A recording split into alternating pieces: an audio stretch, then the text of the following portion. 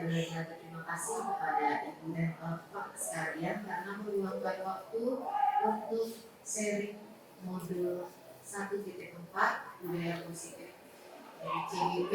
Saya angkatan 4. Materi ini telah diberikan kepada kami melalui daring oleh Ibu Purnama Sari Foundation. Ini adalah coach kami untuk budaya positif. Nah, salam dan bahagia adalah salam dari guru penggerak.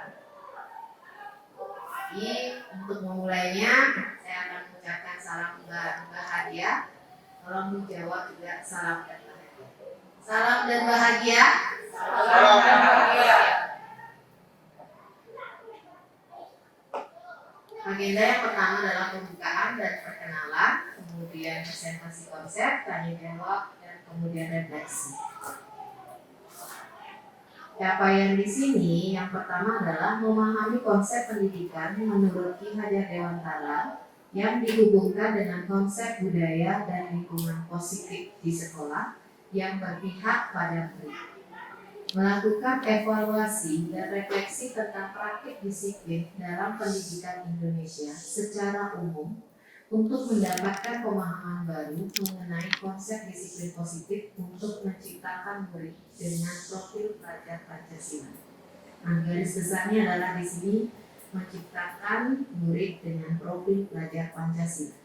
Yang ketiga adalah memahami peran sebagai guru untuk membangun budaya positif dengan menerapkan konsep disiplin positif dalam berinteraksi dengan murid. Capaian khususnya mendemonstrasikan pemahaman CGP calon guru penggerak mengenai konsep budaya positif yang di dalamnya terdapat konsep perubahan paradigma stimulus respon dan teori kontrol. Yang ketiga, teori motivasi perilaku manusia. Yang berikutnya adalah motivasi internal dan eksternal, keyakinan kelas, hukuman dan penghargaan, kebutuhan dasar manusia, posisi kontrol guru, dan segitiga restitusi. Yang kedua, menerapkan strategi disiplin positif yang memerdekakan murid untuk menciptakan ekosistem sekolah aman dan berpihak pada anak. Ketiga, menyusun langkah-langkah dan strategi aksi nyata dan efektif dalam mewujudkan kolaborasi dengan seluruh pemangku kepentingan sekolah agar tercipta budaya positif yang dapat mengembangkan karakter murid. Yang keempat, bersikap reflektif dan kritis terhadap budaya di sekolah dan senantiasa mengembangkannya sesuai dengan kebutuhan sosial dan emosional murid. Yang berikutnya, budaya positif atau ekosistem positif. Kita ambil contoh perbandingannya dengan hidup tumbuh-tumbuhan seorang petani. Dalam hakikatnya sama kewajibannya dengan seorang pendidik yang menanam padi misalnya. Hanya dapat menuntun tumbuhnya padi. Ia dapat memperbaiki kondisi tanah, memelihara tanaman padi, memberi pupuk dan air, membasmi ulat-ulat atau jamur yang mengganggu hidup tanaman padi, dan lain sebagainya. Ini terdapat diucapkan oleh Ki Hajar Dewantara dalam lampiran 1 Dasar-Dasar Pendidikan. Istilahnya, murid adalah tanaman padi, kita guru adalah petani yang membuat kondisi kelas yang nyaman untuk siswa.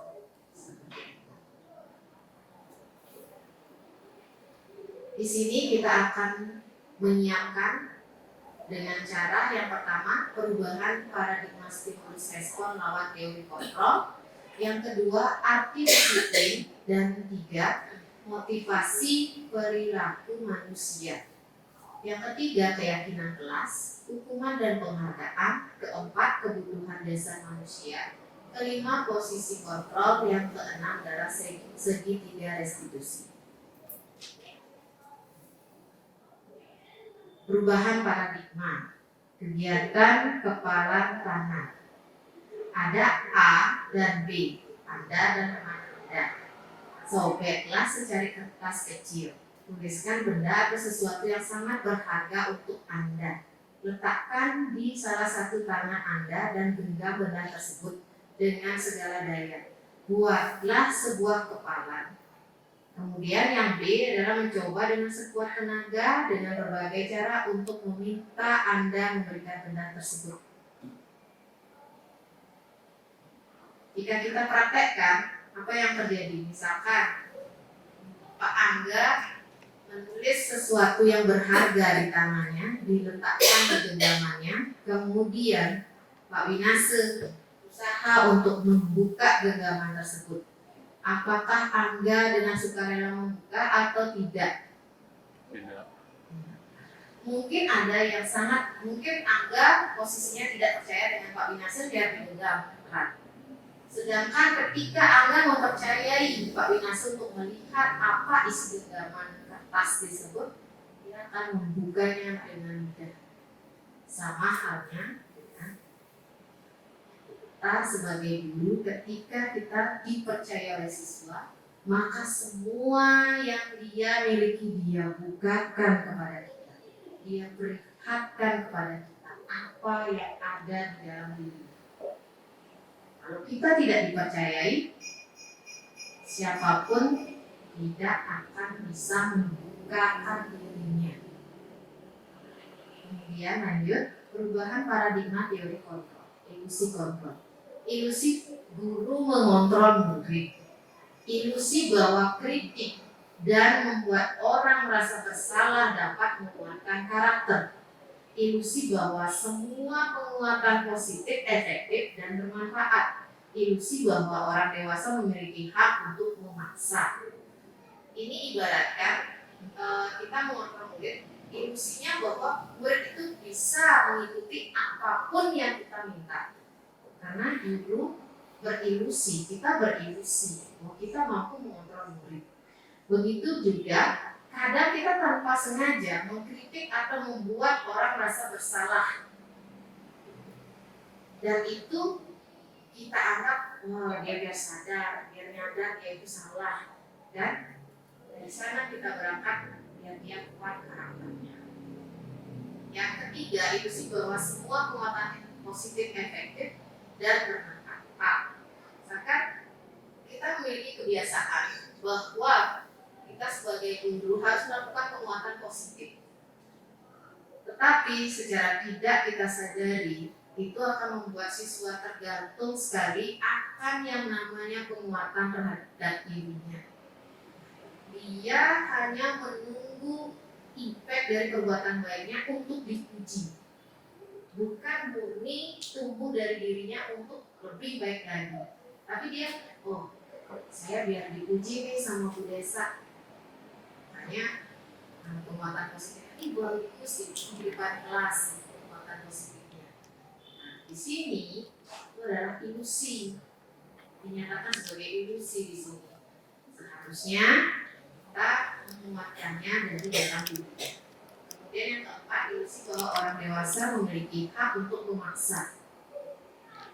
Dan secara nyata ini memang lebih banyak terjadi bahwa orang dewasa memiliki banyak hak untuk mengatur anak kecil, yaitu murid.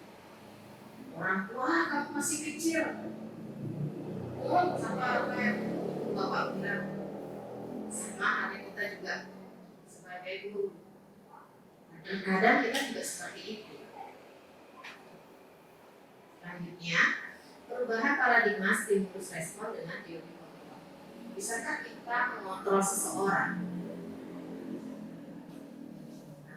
Ketika di stimulus respon, kita mencoba mengubah orang agar berpandangan sama dengan kita. Itu teori stimulus respon. Kemudian perilaku buruk dilihat sebagai suatu kesalahan. Orang lain bisa mengontrol saya bisa mengontrol orang lain. Pengasaan ada pada saat rujukan gagal. Model berpikir menang atau kalah. Kalau nggak menang ya kalah. Sedangkan teori kontrol, kita berusaha memahami pandangan orang lain terhadap dunia. Itu seperti ini. Kita lihat seperti itu. Seperti halnya Yuna tadi ya. Ya, Yuna nakal anaknya. Kalau kita melihat dari posisi dia nakal, panjang itu deretannya. Tapi kita harus melihat cara pandang dia terhadap dunia. Nyandanglah Yuna, seperti itu perilakunya. Orang tuanya berpisah dan sebagainya. Kita memiliki cara pandang, melihat cara pandang berbeda. Kemudian semua perilaku memiliki tujuan. Mungkin apa yang dilakukan Yuna itu ada tujuannya. Ingin mendapatkan perhatian atau lain sebagainya. Sama halnya mungkin dengan ibu bapak guru juga sama. Pak, cuek atau gimana? Karena dia memiliki tujuan biar kita sadar. Yang ketiga, hanya Anda yang bisa mengontrol diri Anda,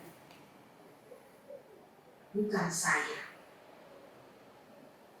Ini saya tekankan, hanya Anda yang mengontrol diri Anda. Sama halnya siswa, hanya siswa yang mampu mengontrol dirinya sendiri. Bukan saya, bukan ibu atau bapak, bukan ibunya atau bapaknya atau saudaranya. Tapi murni harusnya dia. Apapun perubahan perilaku yang terjadi pada diri kita sendiri, yang memutuskan adalah kita. Meskipun banyak dorongan di sekitar kita yang membuat kita memutuskan, ya saya akan berobat misalkan. Padahal sudah lama sakit, tapi tidak memutuskan. Dan banyak yang mendorong, ayo berobat, tidak mau. Tapi akhirnya berobat. Siapa yang memutuskan? Diri kita yang memutuskan. Kecuali kita udah kolaps, baru diantar ke rumah sakit secara terpaksa. Tapi ketika kita masih sadar bahwa kita mampu, kita mau memutuskan berobat, kita yang mengontrol diri kita. Saya mengontrol diri saya, ibu yang mengontrol diri ibu. Saya di sini misalkan ikut JGP karena saya mengontrol diri saya ingin ikut JGP. Sedangkan saya tidak bisa memaksakan itu ke ibu ataupun bapak untuk ikut JGP. Atau ikut workshop atau ikut seminar itu tidak. Itu harus kontrol terhadap diri sendiri. Saya dulu itu, ya saya ikut. Lanjut, Anda tidak bisa mengontrol orang lain. Kembali lagi, saya pun tidak bisa mengontrol ibu dan bapak. Semuanya yang terhadap diri sendiri. Siswa pun seperti itu. Kita sudah berusaha untuk menyelamatkan Yuna, gitu misalkan. Tapi kembali, kita tidak bisa memaksa atau mengontrol Yuna. Karena dia pribadi. Dan orang tua atau keluarga besarnya itu yang memiliki peranan lebih daripada kita. Selanjutnya, kolaborasi dan konsensus menciptakan pilihan-pilihan baru. Nah, disinilah pentingnya saya meminta ibu dan bapak nanti setiap bulan untuk mengadakan rapat meskipun belum terjadi rapat di gugus. Ini untuk menciptakan kolaborasi kita dan menciptakan pilihan-pilihan baru. Misalnya ada permasalahan, kita diskusikan.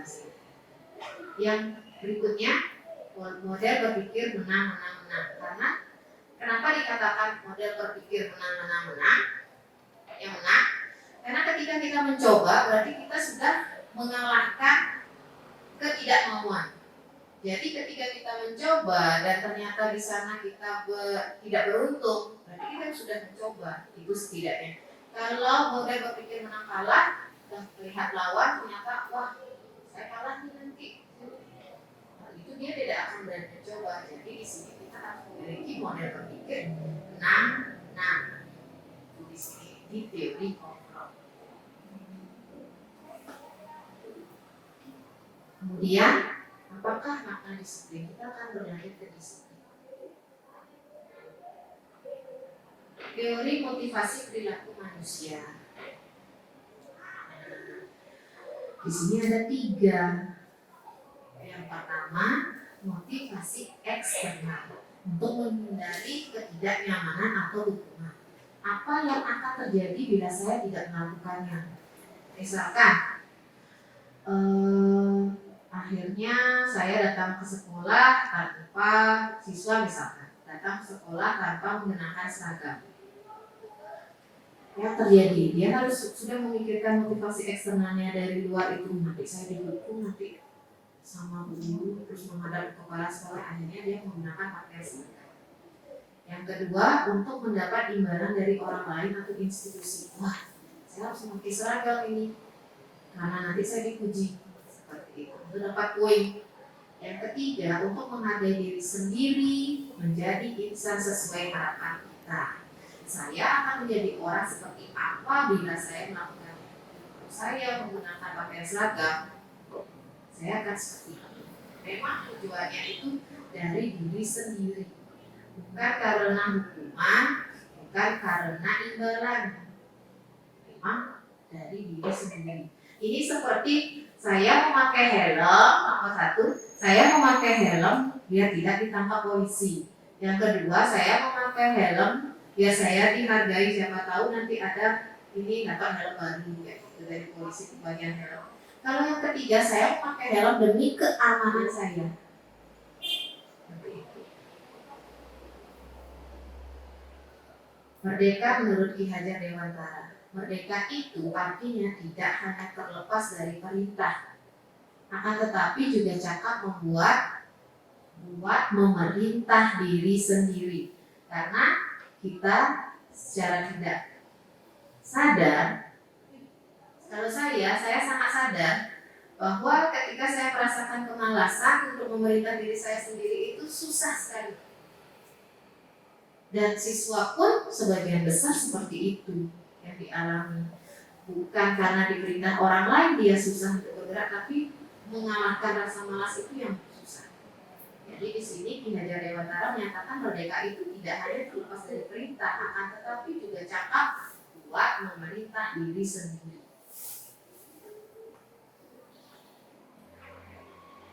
Ini adalah lingkar dari budaya positif. Budaya positif itu adalah lingkar yang terluar.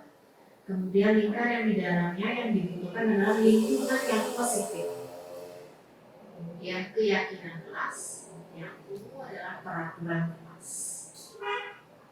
Jika peraturan kelas itu ada, kemudian keyakinan kelas itu ada, lingkungan pun positif, maka akan tumbuh budaya positif. Pasti itu keyakinan kelas, hukuman dan penghargaan. Mengapa tidak peraturan saja? Mengapa harus keyakinan? Nah, mengapa kita memiliki peraturan harus menggunakan helm bila mengendarai kendaraan roda 2? Mengapa tidak?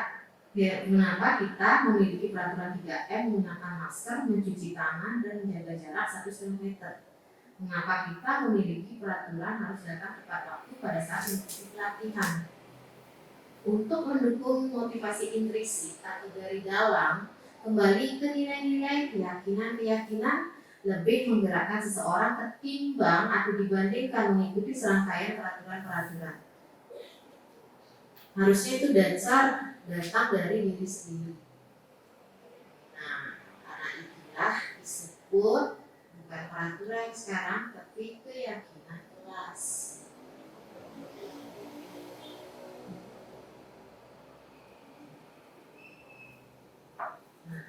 Yang mana yang merupakan keyakinan kelas? Mengapa? Saya Ibu lihat, Ibu Bapak lihat.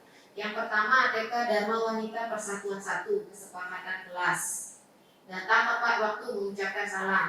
Yang kedua, menjaga kebersihan sekolah. Ketiga, berdoa sebelum dan sesudah kegiatan. Keempat, aktif dalam pembelajaran. Kelima, tertib. Kesepakatan kelas atau di sini kami, guru dan murid yang saling menyayangi. B. Kami, murid yang semangat belajar. C. Kami, murid yang peduli dengan teman-teman. Kalau menurut Ibu dan Bapak, sebelum saya jelaskan, yang mana yang keyakinan kelas? Pak yang B.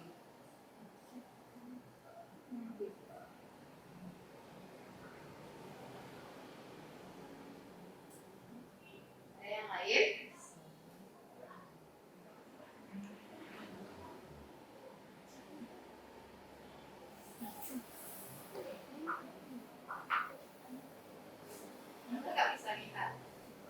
Enggak, Bu. Kalau kejauhan buruk.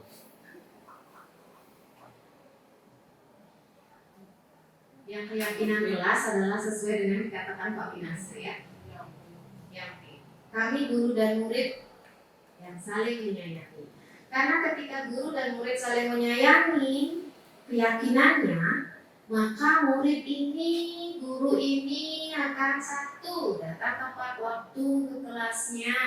Yang kedua, mengerjakan tugasnya dan sebagainya. Lalu mereka saling menyayangi. Yang B, kami murid yang semangat belajar. Nah, kalau muridnya semangat belajar, tentu dia tidak akan terlambat. Pasti dia menjaga kebersihan, aktif dalam pembelajaran, pasti dia tertib. Yang C, kami murid yang peduli dengan teman-teman. Nah, ketika dia peduli dengan teman-temannya dan ada teman yang tidak datang, pasti dia akan bingung. Mana dia lihat? Apa dia lihat? Seperti itu. Nah, sedangkan kesepakatan kelas yang bisa belah yang A itu adalah peraturan. Tanpa waktu, mengucapkan salam, menjaga kebersihan sekolah. Dan itu sangat panjang sebenarnya. Kegiatan pendalaman keyakinan kelas.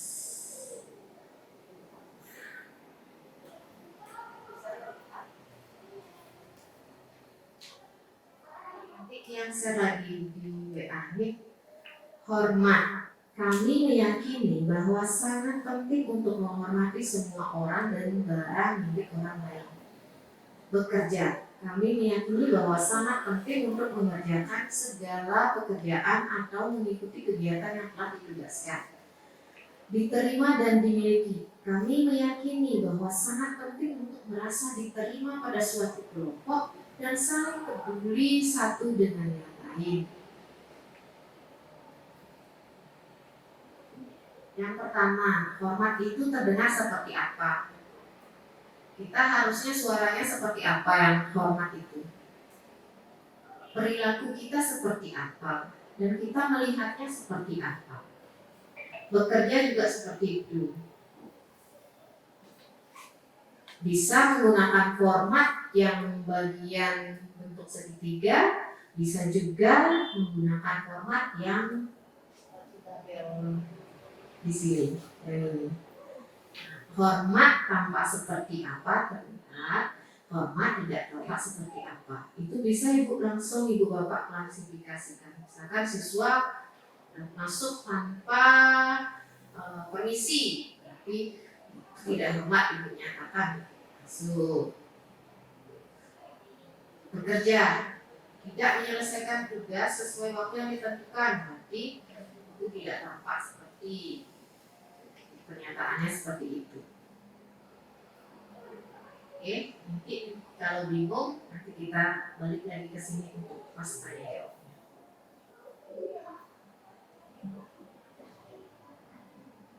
Nah, sebelumnya di lingkar yang tadi ada peraturan.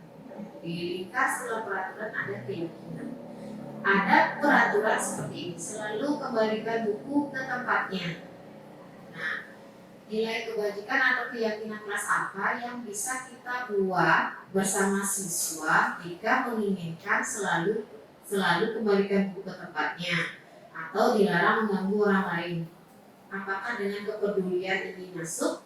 Bisa, misalkan dilarang mengganggu orang lain, itu kan peduli, bisa masuk. Atau dilarang menggunakan narkoba, tentang kesehatan, bisa masuk. Gunakan masker kesehatan. Nanti bisa kita gunakan di sini apakah hormat, bekerja, diterima atau dan dimiliki, atau menggunakan yang lainnya. Nah, misalkan di sini. Ini bisa berbeda di tiap orang. Misalkan selalu kembalikan buku ke tempatnya.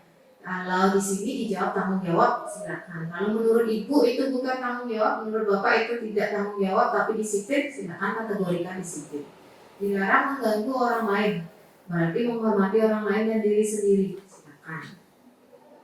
Atau bisa diganti dengan kepedulian terhadap orang lain, Silakan. Hadir di sekolah 15 menit sebelum pelajaran dimulai. Menghormati orang lain karena komitmen pada tujuan. Dilarang melakukan kekerasan, keselamatan, dan menghormati orang lain. Dilarang menggunakan narkoba atau keselamatan. Ini hanya sebatas pilihan yang ditujukan dinyatakan dalam file ini. Ketika ibu memiliki pilihan yang berbeda untuk kebajikan yang dituju, silakan.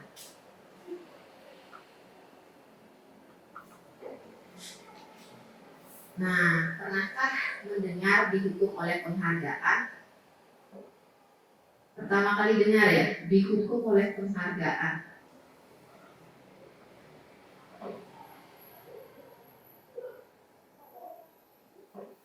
Misalkan mengalami, saya pernah membayangkan ketika seseorang di dalam, saya mengalami ketika saya di sekolah dasar, saya selalu juara 1.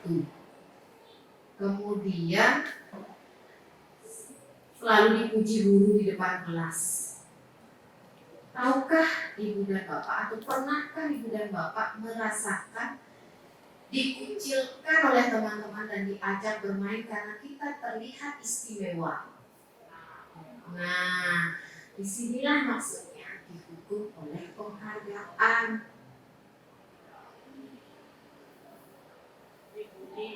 Ya, kan seperti tersisihkan, gitu. Tidak memiliki teman, kayak seperti itu dimaksudkan di sini. Ada pengaruh jangka pendek dan jangka panjangnya. Kemudian penghargaan yang menghukum, penghargaan yang mengurangi ketepatan, penghargaan tidak efektif. Ya, bilang saja juga kalau di sekolah, dalam lingkup sekolah akreditasi, kita diganjar dengan penghargaan B, kan? Sebenarnya misalkan kalau itu A, yang akan datang kita harus berusaha untuk dapat A, mempertahankan A.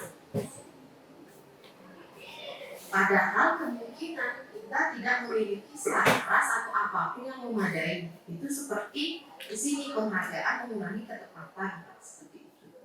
Penghargaan tidak efektif. Ya. Dinyatakan memang dapat A, tapi ternyata nggak seperti itu. Hanya kita berusaha di saat akan akreditasi, wah saya harus tampil optimal, maksimal. Sesuatu seperti itu, oh mau undangan, mau olimpiade, saya harus berusaha. Nah, di sini penghargaan merusak hubungan yang tadi. Mungkin di antara kita pun bisa ada kesenggangan. Semoga di sekolah ini tidak, tapi saya pernah mendengar ketika seorang guru menonjol sendirian dan terbebani oleh berbagai macam penghargaan dan tugas, ini paling tangguh. Dia aja yang dipercaya, dia aja yang terjadi. Nah, padahal yang menerima penghargaan ini merasa terbebani. Di sisi lain dia terbebani oleh penghargaan, di sisi lain dia terbebani oleh pembulian yang secara tidak langsung terjadi.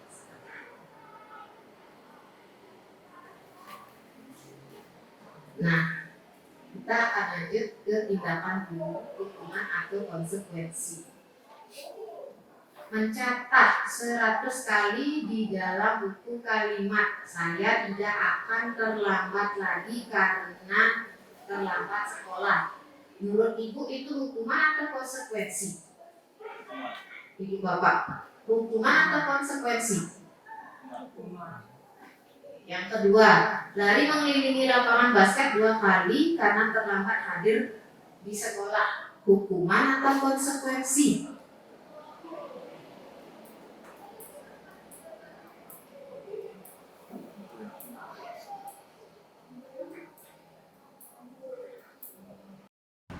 Menghitung dan mengukur. Guru akan berkata, apa peraturannya? Hasilnya menyesuaikan diri, tidak diawasi. Kalau diawasi baru dia menyesuaikan diri. Nah, murid meletakkan guru peraturan dan hukum di dunia berkualitas. Pokoknya itu ada dalam dunianya dan itu bagus. Berapa banyak binatang yang saya harus peroleh, berapa halaman yang harus saya tulis. Itulah yang siswa tanyakan atau katakan ke guru ketika mendapatkan tugas, dan itu saja yang dia kerjakan. Dampaknya menitik beratkan pada sanksi atau hadiah untuk dirinya. Kalau misalkan saya menyelesaikan segini dapat hadiah nilai segini, kalau segini dapat nilai segini. Jadi dia tidak ada berproses bahwa saya harus bisa dengan keinginan ini saya sendiri. Terakhir adalah manajer. Inilah yang paling ingin saya atau nanti semoga bisa kita pelajari bersama. Jadi manajer mengajukan pertanyaan-pertanyaan, apa yang kita yakini, apa yang bisa kau kerjakan untuk memperbaiki masalah ini. Ini akan membuat siswa ini menguatkan pribadinya, karena dialah yang mendapatkan mencari solusi setiap masalahnya. Bahkan dia datang terlambat, boleh nggak datang terlambat? Seperti itu kita tanyakan. Nggak boleh guru. Kenapa kamu datang terlambat? Saya bangun kesiangan. Caranya gimana biar kamu nggak bangun kesiangan? Dia yang mendapat jawabannya sendiri, bukan kita memberikan solusi. Jadinya dia akan menjadi pribadi yang mengevaluasi dirinya dan bagaimana cara memperbaiki diri. Oh, saya ternyata seperti ini, harus memperbaikinya begini.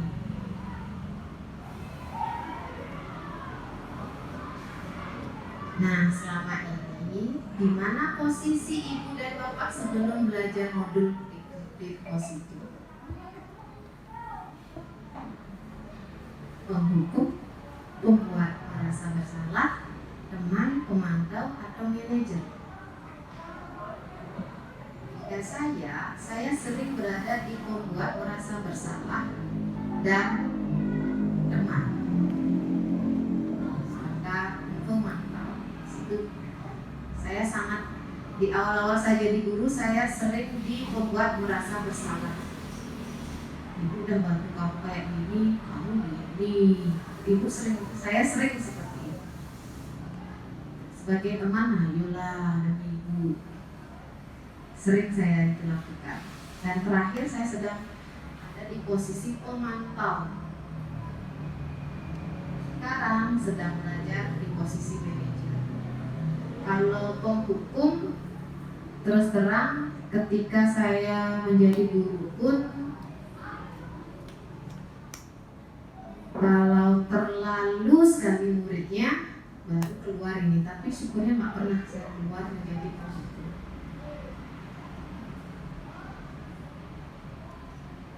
Nah, kita lanjutkan. Bagaimana perasaan Anda saat itu? Di mana posisi Anda saat ini? Bagaimana perasaan Anda saat ini? Ketika sudah menyadari bahwa ada 5 posisi dan Anda di posisi tersebut, gimana perasaan Anda? Ini tidak usah diceritakan ke saya, refleksi untuk diri kita sendiri saja.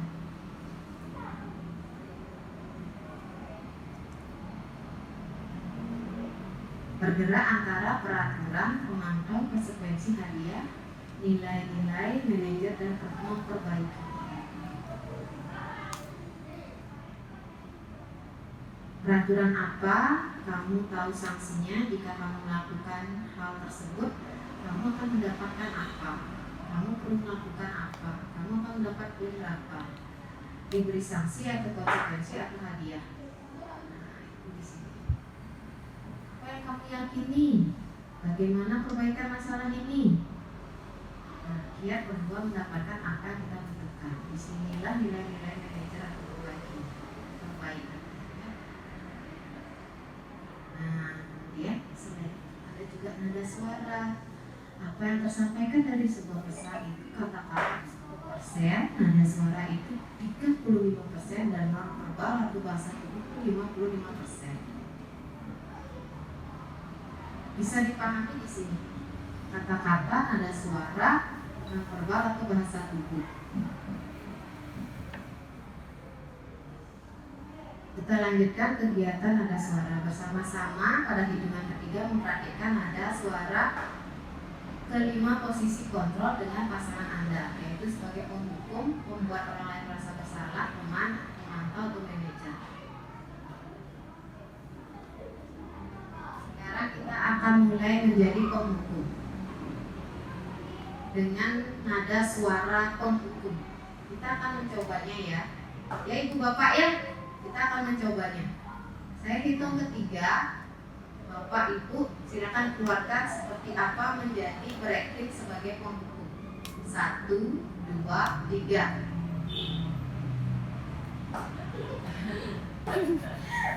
Apa yang kamu mau? Keras. Ketika kita mengatakan membuat orang lain merasa bersalah, apa yang kamu mau? Apa yang sedang kamu kerjakan? Kalau kamu apa yang sedang kamu kerjakan? Nah, itu kelihatan dari nada suara bersalah.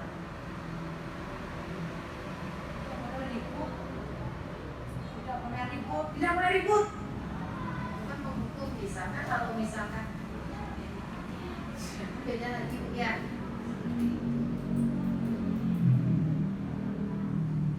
Nah, sekarang apa itu restitusi? Tadi kan masalah, sekarang kita ke restitusi. Restitusi adalah proses menciptakan kondisi bagi murid untuk memperbaiki kesalahan mereka sehingga mereka bisa kembali pada kelompok mereka dengan karakter yang lebih kuat. Dalam hal ini lebih baik. 9 ciri-ciri restitusi. Yang pertama, bukan untuk menebus kesalahan, namun untuk belajar dari kesalahan. Yang kedua, memperbaiki hubungan. Yang ketiga, tawaran bukan paksaan. Yang keempat, restitusi menuntut untuk melihat ke dalam diri. Kelima, restitusi mencari kebutuhan dasar yang mendasari tindakan. Keenam, restitusi diri adalah cara yang paling baik untuk memperbaiki diri. Ketujuh, restitusi fokus pada karakter bukan tindakan. Kedelapan, restitusi fokus pada solusi. Kesembilan, restitusi membalikan murid yang berbuat salah pada kelompok. Nah, ini adalah segitiga restitusi.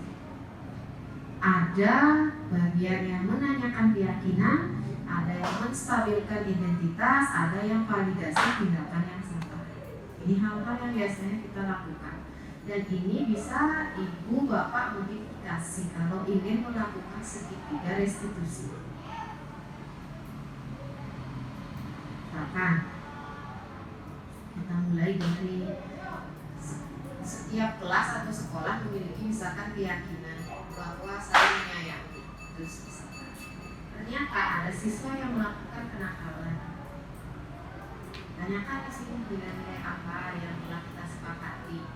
Salah satunya kan mesti dijawab menyayangi diri sendiri dan orang lain. Terus dijawab misalkan, kamu ingin menjadi orang yang seperti apa kalau kamu seperti ini? Ya saya salah bu. Lalu ini masuk ke menstabilkan identitas. Kamu bukan satu-satunya yang pernah melakukan ini. Setiap orang pasti pernah melakukan kesalahan. Tapi kamu tentu punya alasan kenapa kamu melakukan tersebut. Ada cara nggak yang lebih baik untuk mendapatkan apa yang kamu butuhkan? Ada cara nggak untuk menyelesaikan masalah tersebut? Jadi itu bisa kita diskusikan. Setiap permasalahan itu adalah idealnya ya. Kita berbicara di sini adalah idealnya itu Bapak.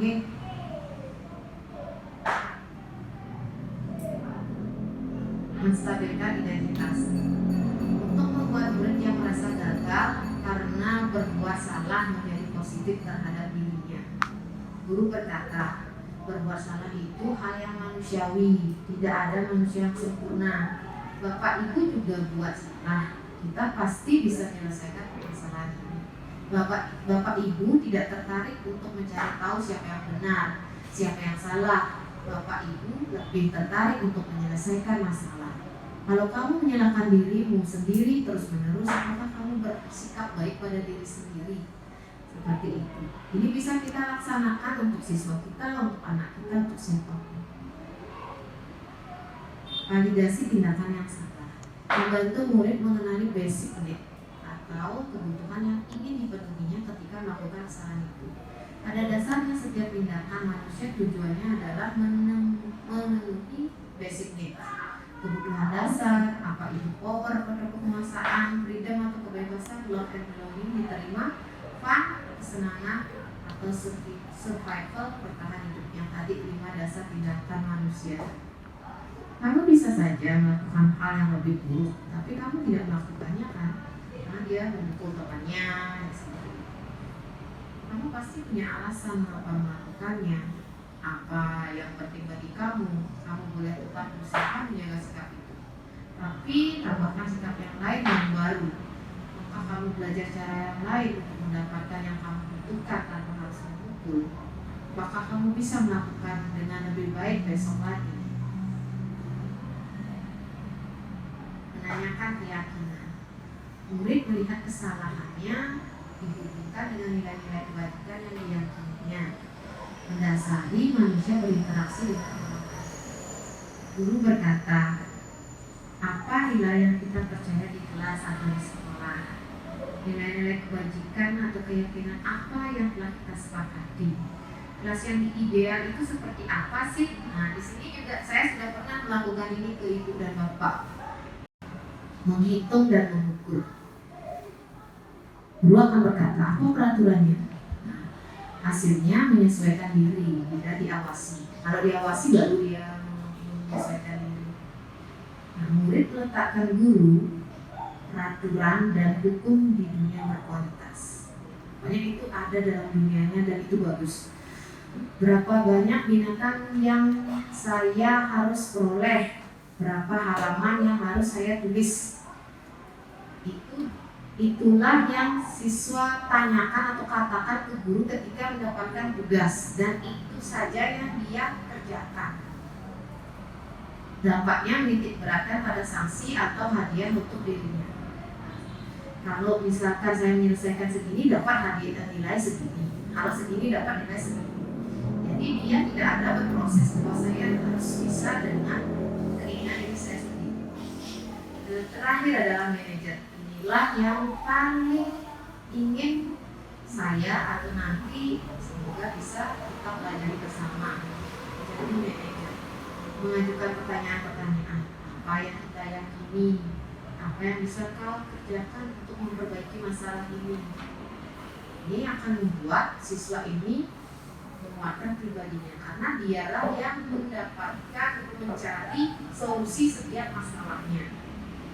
Bahkan dia datang terlambat, boleh nggak datang terlambat? Seperti itu kita tanyakan. Nggak boleh guru. Guru, kenapa kamu datang terlambat? Saya bangun kesiangan. Caranya gimana biar kamu nggak bangun kesiangan? Dia yang mendapat jawabannya sendiri, bukan kita berikan solusi. Jadinya dia akan menjadi pribadi yang mengevaluasi dirinya dan bagaimana cara memperbaiki diri. Oh, saya ternyata seperti ini, terus memperbaikinya begini.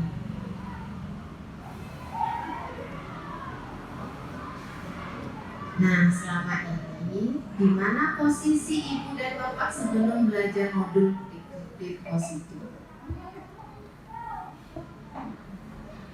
Penghukum, pembuat merasa bersalah, teman, pemantau, atau manajer. Jika saya sering berada di pembuat merasa bersalah dan teman, serta pemantau.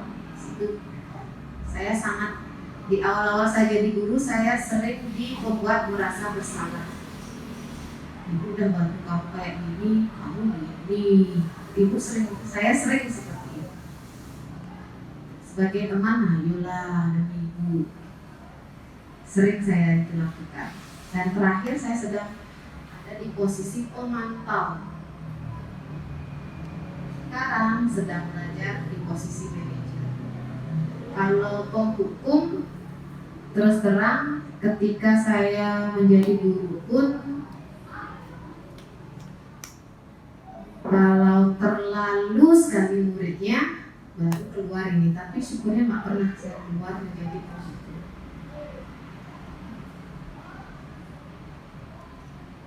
Nah, kita lanjutkan.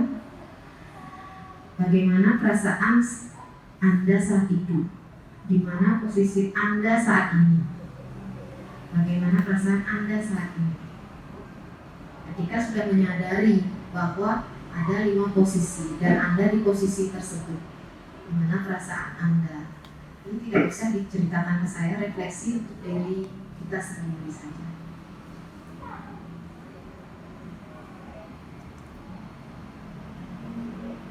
Bergerak antara peraturan, memantau konsekuensi hadiah, nilai-nilai, manajer, dan memperbaiki. Peraturan apa? Kamu tahu sanksinya jika kamu melakukan hal tersebut. Kamu akan mendapatkan apa? Kamu perlu melakukan apa? Kamu akan mendapat poin berapa? Diberi sanksi atau konsekuensi atau hadiah. Nah, itu di sini. Apa yang kamu yakini? Bagaimana perbaikan masalah ini? Nah, kiat berdua mendapatkan apa yang kita butuhkan. Disinilah nilai-nilai manajer atau perbaikan. Nah, kemudian ada juga nada suara. Apa yang tersampaikan dari sebuah pesan itu kata-kata 10%, nada suara itu 35% dan norma verbal atau bahasa tubuh itu 55%. Bisa dipahami di sini. Kata-kata, nada suara, norma verbal atau bahasa tubuh. Kita lanjutkan kegiatan nada suara bersama-sama pada hitungan ketiga mempraktikkan nada suara kelima posisi kontrol dengan pasangan Anda, yaitu sebagai penghukum, membuat orang lain merasa bersalah, teman, pemantau, atau manajer.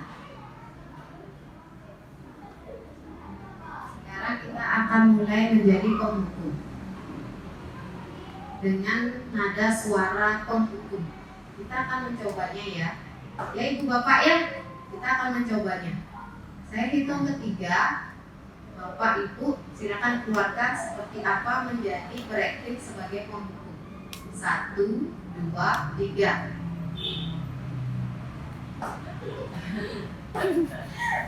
Apa yang kamu mau?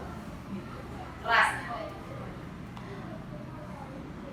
Ketika kita mengatakan membuat orang lain merasa bersalah. Apa yang kamu mau? Apa yang sedang kamu kerjakan? Kalau itu apa yang sedang kamu kerjakan? Nah, itu kelihatan dari nada suara besar.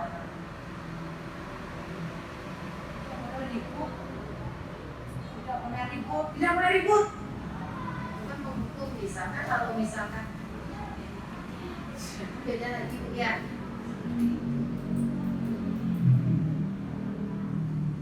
Nah, sekarang apa itu restitusi? Tadi kan masalah, sekarang kita ke restitusi. Restitusi adalah proses menciptakan kondisi bagi murid untuk memperbaiki kesalahan mereka sehingga mereka bisa kembali pada kelompok mereka dengan karakter yang lebih kuat. Dalam hal ini lebih baik.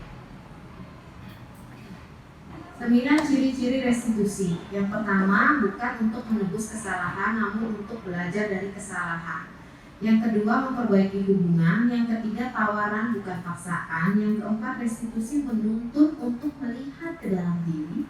Kelima, restitusi mencari kebutuhan dasar yang mendasari tindakan. Keenam, restitusi diri adalah cara yang paling baik untuk memperbaiki diri. Ketujuh, restitusi fokus pada karakter bukan tindakan. Kedelapan, restitusi fokus pada solusi. Kesembilan, restitusi membalikan murid yang berbuat salah pada kelompok. Nah, ini adalah segitiga restitusi. Ada bagian yang menanyakan keyakinan, ada yang menstabilkan identitas, ada yang validasi tindakan yang salah. Ini hal-hal yang biasanya kita lakukan. Dan ini bisa ibu bapak modifikasi kalau ingin melakukan segitiga restitusi.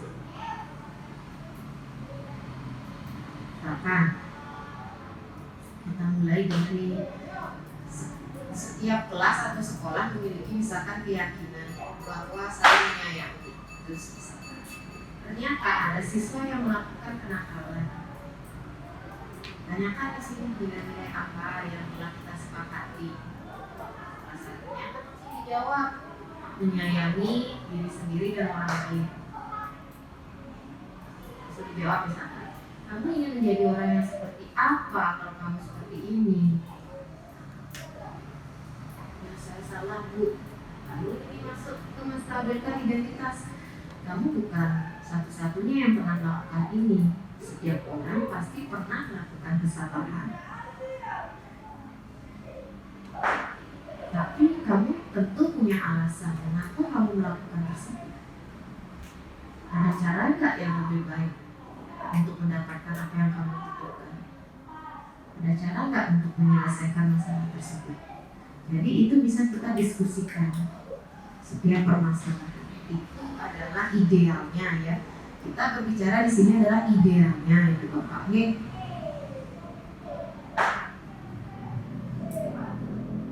Menstabilkan identitas. Untuk membuat murid yang merasa gagal karena berbuat salah menjadi positif terhadap dirinya. Guru berkata, berbuat salah itu hal yang manusiawi, tidak ada manusia yang sempurna. Bapak Ibu juga buat salah, kita pasti bisa menyelesaikan permasalahan ini. Bapak Ibu tidak tertarik untuk mencari tahu siapa yang benar, siapa yang salah. Bapak Ibu lebih tertarik untuk menyelesaikan masalah. Kalau kamu menyalahkan dirimu sendiri terus-menerus, apakah kamu bersikap baik pada diri sendiri? Seperti itu. Ini bisa kita laksanakan untuk siswa kita, untuk anak kita, untuk siapapun. Validasi tindakan yang salah. Membantu murid mengenali basic need atau kebutuhan yang ingin dipenuhinya ketika melakukan kesalahan itu. Pada dasarnya setiap tindakan manusia tujuannya adalah memenuhi basic needs. Kebutuhan dasar, apa itu power pada penguasaan, freedom atau kebebasan, love and belonging, diterima, fun, kesenangan, atau survival, bertahan hidup. Yang tadi 5 dasar tindakan manusia. Kamu bisa saja melakukan hal yang lebih buruk, tapi kamu tidak melakukannya kan? Karena dia mendukung temannya, kamu pasti punya alasan mengapa melakukannya. Apa yang penting bagi kamu boleh tetap berusaha menjaga sikap itu. Tapi tambahkan sikap yang lain yang baru. Maka kamu belajar cara yang lain untuk mendapatkan yang kamu butuhkan tanpa harus memukul. Maka kamu bisa melakukan dengan lebih baik besok lagi. Menanyakan keyakinan. Murid melihat kesalahannya dihubungkan dengan nilai-nilai kebajikan yang diyakininya. Mendasari manusia berinteraksi dengan orang lain. Guru berkata, apa nilai yang kita percaya di kelas atau di sekolah? Nilai-nilai kebajikan atau keyakinan apa yang telah kita sepakati? Kelas yang ideal itu seperti apa sih? Nah, di sini juga saya sudah pernah melakukan ini ke ibu dan bapak.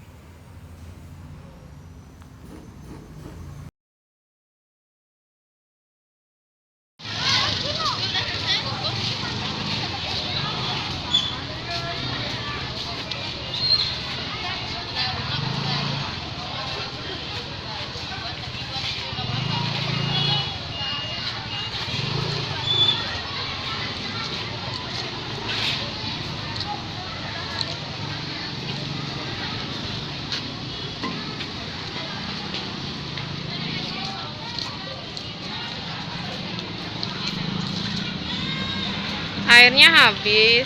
Nah, pakai yang digini aja.